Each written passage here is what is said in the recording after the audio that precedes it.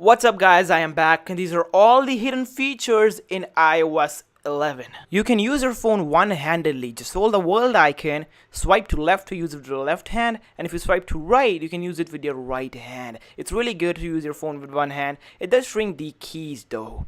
Now you can record your screen on iOS 11. It's pretty simple. Just go to settings, inside settings, go to control center, scroll down and you'll see screen recording. Just hit the plus, it'll just go into your control center, just tap on the icon and boom, you'll start recording your screen in the highest resolution. If your lock button does not work, you can actually shut down your phone inside of general. Now Apple took this thing from Samsung, so when actually screenshot, there's a small floating version of your screenshot. So if you click on this thing, it actually expands and gives you some options. They're really good. Actually, you get a brush, a couple of brushes, so you can actually just type, you can paint around this thing. So I'm gonna select this brush, you can actually see. You can just save this thing easily. There's a marker here too. Then you can actually change the colors. It's pretty nice. And there are a couple of other things, like you can actually add a magnifying glass. So I'm just gonna go back here. You can see magnifying. You can actually add a magnifying glass on something like the YouTube icon right here, so it just expands and looks bigger. You can actually change the outer look of this thing. You can actually make it broader. There's also the signature thing, so you can actually your signature on a picture. That's kind of cool, but I don't know if you want to use that thing much.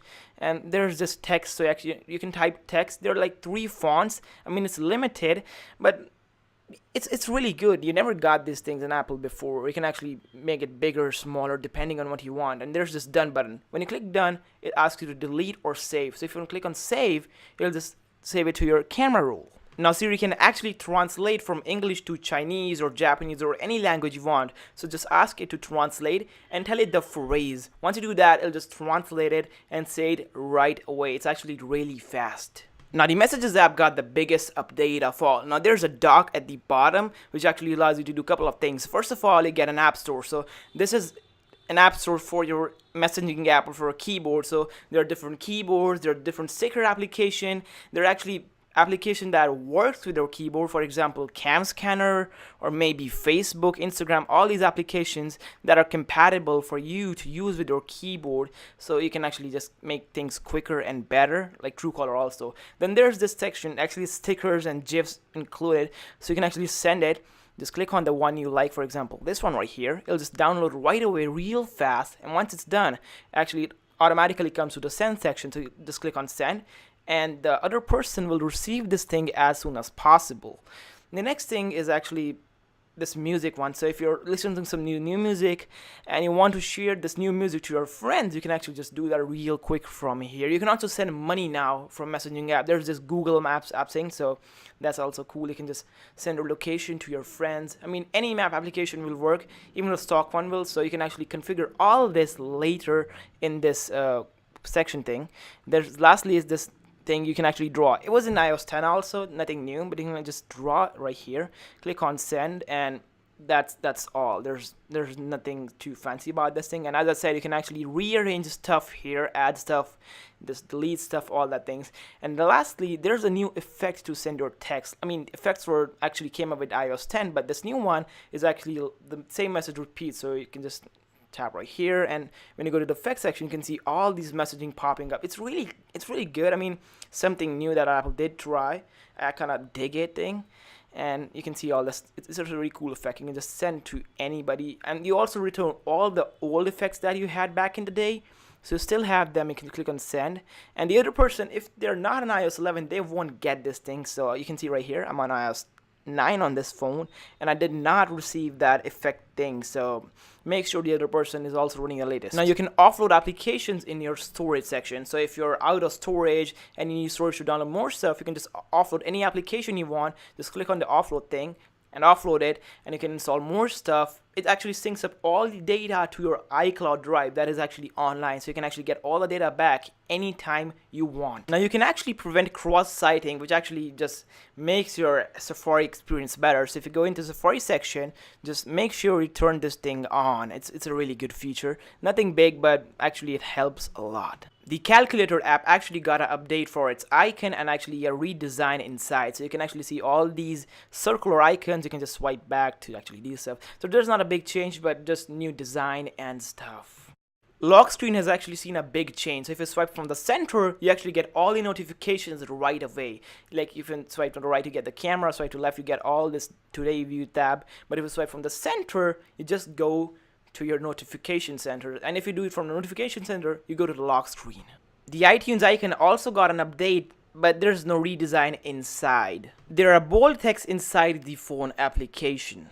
There are no icon labels for anything that you put inside of your dock, so actually it just makes a cleaner and a better look for your phone. Apple shifted to their own file system. It's called File Drive. So when you go inside, you can actually drag and drop stuff from all your Apple devices. For example, all these phones lying here, and from your MacBook, you can actually sync stuff and drag and drop to your phone. It's like AirDrop, but it's more than AirDrop. I mean, you can actually do more. You can actually send stuff like music, files, documents, all that stuff. I mean, it's something new Apple just introduced.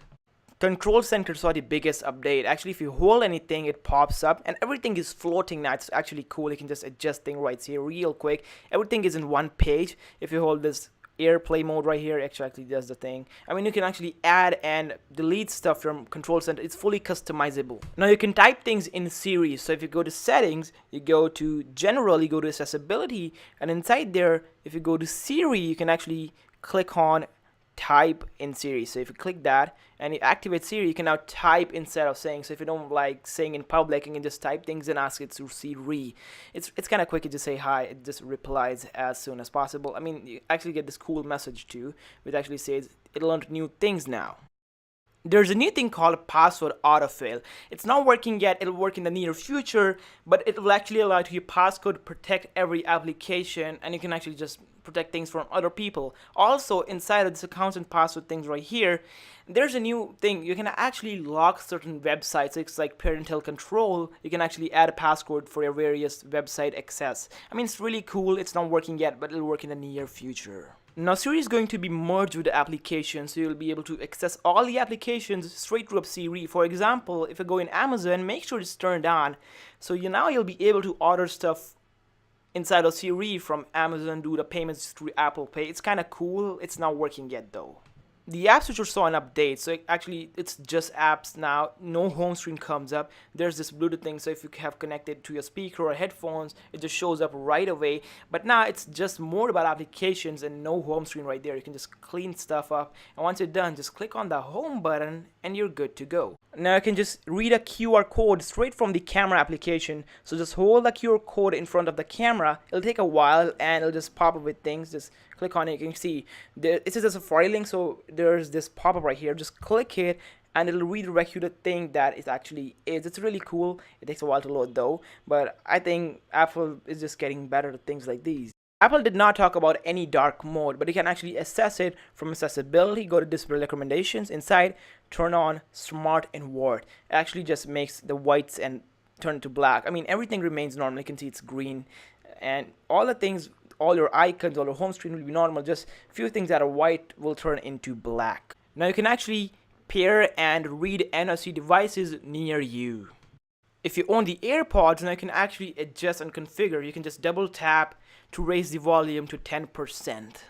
Now there's a glitch inside the lock screen, so it actually turns landscape on both the smaller and bigger iPhones. I think it's just because of the developer version, but it is there. Maps also saw an update, so actually you can see the blueprints of malls and airports straight to your Maps application, so it'll be easy for you to roam around those places. Music also saw an update. Now it won't bother you to buy the subscription for Apple Music, and there's a bit of change in the profile section. Nothing new, it's just few things changed. The biggest update of all is inside the App Store. Now there's a new section for games, a new section for apps, and a new Today section. Inside that, you actually get a new app of the day, a new editor choice every day, and also another app of the day, and also a game of the day. So that's kind of cool. And also it'll actually just says the best thing for the day. For example, it says relax, breathe, so it'll just come up with all the applications like that. And if you go inside of anything, any application, game, anything, you actually get the screenshots, like the gameplay screenshot, all that stuff right here.